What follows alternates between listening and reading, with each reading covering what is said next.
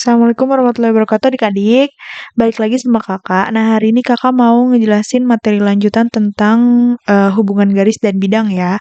Untuk part 1 dan part 2-nya udah kakak jelasin di video sebelumnya mengenai hubungan antara garis dengan garis dan juga tentang konsep bangun ruang. Itu udah kakak jelasin di video sebelumnya, nanti akan kakak taruh linknya di bagian atas, tinggal diklik aja. Nah, sekarang kita langsung masuk aja ke materinya ya. Untuk hubungan antara garis dengan bidang, itu ada 3 macam. Yang pertama, garis yang terletak pada bidang. Jadi, garisnya ini ada di dalam bidangnya atau yang membentuk bagian dari bidangnya. Nah, terus ada garis yang saling berpotongan dengan bidang. Nah, kalau garis yang berpotongan dengan bidang, di sini nanti dia akan ada titik temunya, tapi cuma satu titik temunya. Nah, kalau misalkan garis yang terletak pada bidang itu kan sepanjang garisnya ini dia ada di dalam bidang. Nah, kalau misalkan garis yang berpotongan, dia cuma ada satu titik doang, titik temunya cuma ada satu. Nah, kalau misalkan yang sejajar, ini sama konsepnya kayak garis sama garis yang saling sejajar, jadi dia antara garis dengan bidang dia punya kemiringan yang sama, dia juga punya arah yang sama, jadi dia tidak saling bersentuhan, kayak gitu. Nah, kalau nih kakak mau jelasin sedikit tentang ilustrasi garis yang berpotongan pada bidang. Jadi di sini ada garis sampai garis L. Garis L ini lurus menembus bidang P. Jadi ini bidang ini namanya bidang P, dia lurus menembus bidang P, titiknya ada di sini. Nah, ini adalah titik potong antara garis dengan bidangnya. Seperti itu.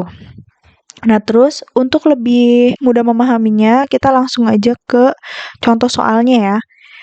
Tentukanlah garis yang terletak pada bidang, garis yang berpotongan dengan bidang, dan garis yang sejajar dengan bidang pada bangun ruang di bawah ini. Nah, ini kakak punya prisma segitiga.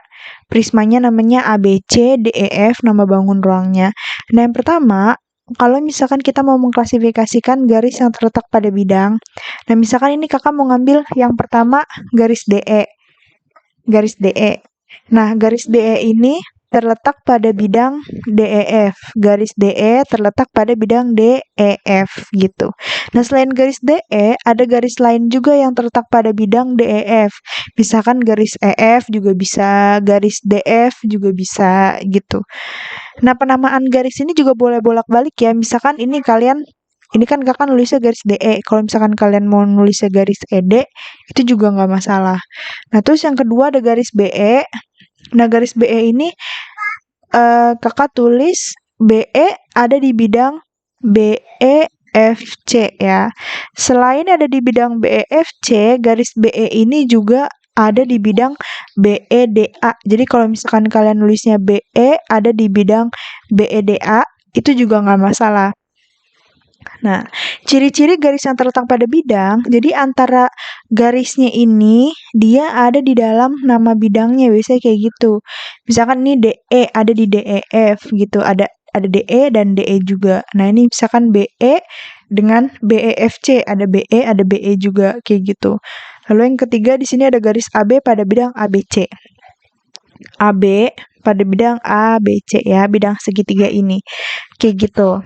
Nah, terus yang kedua, garis yang berpotongan dengan bidang. Nah, ini kakak ngambilnya garis BE dengan DEF, dengan bidang DEF. Garis BE berpotongan dengan bidang DEF. Kayak gitu.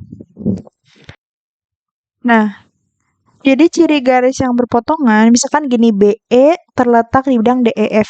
BE terletak di bidang DEF. Nah, titik yang saling berpotongan itu adalah titik yang namanya tuh sama. Misalkan ada huruf yang sama. Jadi misalnya ini BE, DEF. Nah, huruf yang sama itu kan E, berarti dia kemungkinan titik perpotongannya ada di titik E, kayak gitu.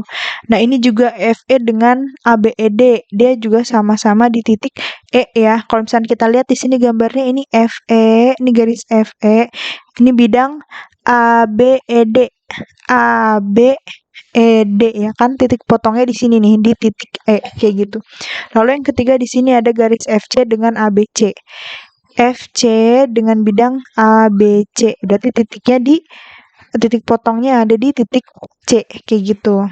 Lalu yang ketiga, ada garis yang saling sejajar dengan bidang. Nah, kalau yang sejajar ini kalau yang sejajar ini dia kan tidak ada titik atau garis yang saling bersentuhan. Nah, makanya dia ciri-cirinya biasanya nggak ada huruf yang sama. Jadi misalkan garis FE nih, garis FE kan tiduran ya, berarti cari bidang yang tiduran juga supaya dia letaknya sejajar, berarti bidang ABC ya, bidang ABC. Nah, terus kalau garis BE ini kan berdiri, berarti cari bidang yang letaknya, yang bentuknya juga berdiri.